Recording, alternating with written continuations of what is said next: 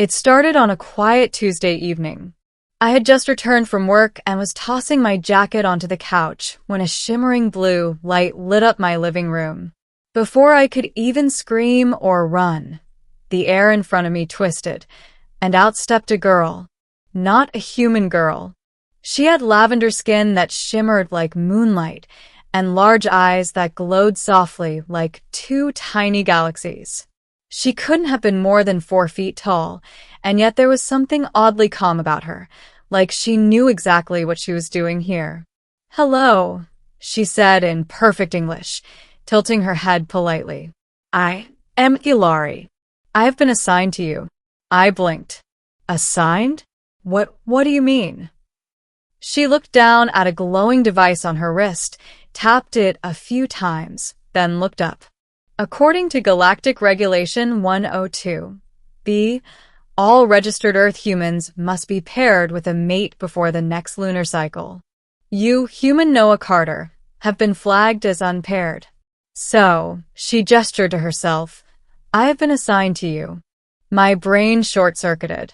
"You mean assigned like as my wife?" She nodded. "Yes. Temporary term contract, renewable upon mutual approval." I understand this is a surprise. That's an understatement. She calmly walked over to the couch, sat on the edge like a polite guest, and folded her small hands on her lap. "I am biologically compatible. My species is capable of adaptive bonding, and I have been trained in 17,402 Earth customs, including microwave operation and small talk." I sat down across from her, still in shock. "Wait, why would aliens care about Earth marriages?" She looked at me with her galaxy eyes. "Because Earth is being considered for integration into the Galactic Alliance. Harmony among species begins with harmony among individuals. Pairing programs help foster empathy. Besides," she hesitated, voice softer, "your planet's emotional loneliness levels are dangerously high. It is concerning." That last part hit deeper than I wanted to admit. "I didn't ask for this," I whispered.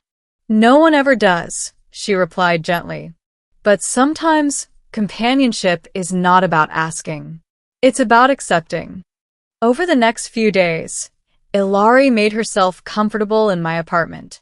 She studied everything: my books, my favorite music, the layout of the kitchen. She even learned how to cook spaghetti, though her first attempt was bright purple. To be honest, she wasn't annoying. In fact, she was surprisingly considerate. She never intruded. She always asked before touching anything. And when I came home stressed from work, she would simply sit beside me and let the silence do its work. One night, I asked her, "Do you even want to be assigned to a human?" She looked out the window for a long time before replying. "Where I come from, love is chosen. But assignments like these, they give us a chance to choose in unexpected places." "You mean we could actually fall in love?" "I don't know," she said, "but I'm willing to find out." A week later, things took a strange turn. Government agents showed up. Black suits. No smiles. They had been tracking strange energy signals. Apparently, Ilari's arrival had set off alarms worldwide. When they questioned me, I told them the truth. She hadn't harmed me, hadn't threatened me, hadn't done anything except reorganize my spice rack and make my mornings a little less lonely. But that wasn't good enough. They wanted to take her away. "She's an unregistered extraterrestrial. This is a security threat," one of the agents snapped. "No," I said firmly. "She's my wife." The room fell silent. "You signed a marriage license?" the agent asked. "No," I admitted, "but that's what she is to me." I turned to look at Ilari. She was standing still, hands trembling slightly. I took her hand. "You're not taking her." The agents didn't like that. But before things got out of hand, Ilari stepped forward and placed her hand on the floor. A blue symbol glowed beneath her palm, a holographic seal. A moment later, A voice filled the room. Intervention denied. This pairing has been registered under Galactic Accord 9X. Attempting to separate bonded partners is a violation punishable by interplanetary sanction. The agents turned pale. Then, without another word, they left. Ilari collapsed into my arms, her body shaking. I didn't know if that would work, she whispered. You saved us. No, she said, her voice barely audible. You saved me. From that day on, everything changed. I stopped seeing her as an alien visitor. She was Ilari. She liked warm tea. She hated loud alarms. She loved Earth Rain, and she was terrible at folding laundry. And me? I stopped feeling so empty. We talked about everything, our fears, our pasts, our dreams. One night, as we lay on the couch with a blanket draped over us, she whispered, I think I'm starting to choose you. I smiled and pulled her closer. I think I'm starting to do the same.